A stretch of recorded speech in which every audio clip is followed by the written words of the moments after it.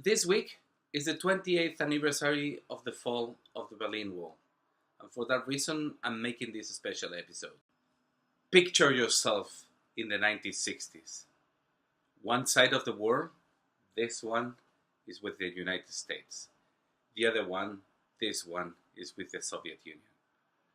Today, I'm going to talk about gamma ray burst. This is Monterey. Welcome to your cosmic kingdom.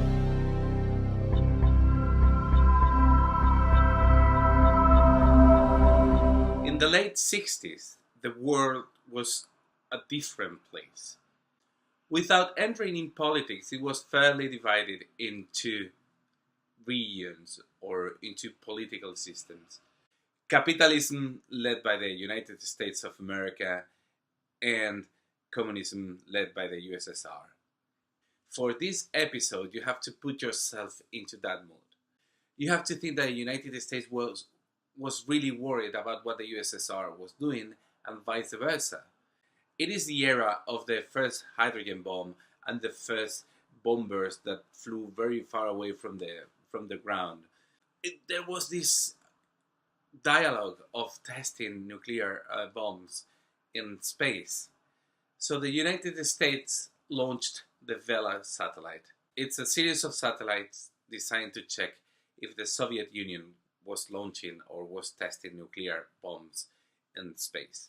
So one of the things that happen when a nuclear bomb explodes is you have this archetypical like mushroom shaped, and there is a blast of EM radiation, of electronic, and they are also a great source of gamma rays. They are the most energetic radiation.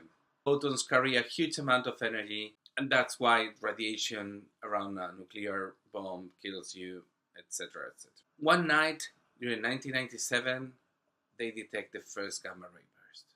An explosion in the sky that emits a lot of gamma ray, and the Americans were crazy because they were thinking like, oh my god, the Soviets are testing nuclear bombs in the sky, and they ran a few models and they saw that the duration of these events were not compatible with a nuclear bomb. There are also records that the Soviets doing the same and detecting the same thing and thinking that the others were doing testing. But you need to remember this is an era where, you know, the spy movies and secrets are stolen from the others and things like that. I'm saying it like it's a cool thing, but it wasn't at all. There come the 90s. The Berlin Wall fell. After the collapse of the Soviet states, scientists are more able to talk with each other, and they say like, what is this? And obviously they exchanged data. They realized that wasn't nothing of the sort like the Soviets versus the United States. They exchanged data. They realized that it's a natural, these gamma ray bursts are a natural phenomenon. But what that puzzles the scientists is trying to imagine a natural phenomenon that will release such a huge amount of energy in the form of gamma rays. So they launched more satellites, observed them. Here is a map, for instance, of where they are observed in the sky, and you can see they are observed practically everywhere. And they come with this conclusion that the most probable source for generating this gamma ray burst are two very massive and compact objects colliding, like two black holes or two neutron stars. And that's a cool thing about it.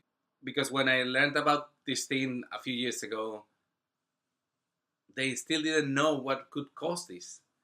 But since last month and the discovery of gravitational waves with gamma ray counterpart, at least they know that at least they can be generated by two neutron stars colliding.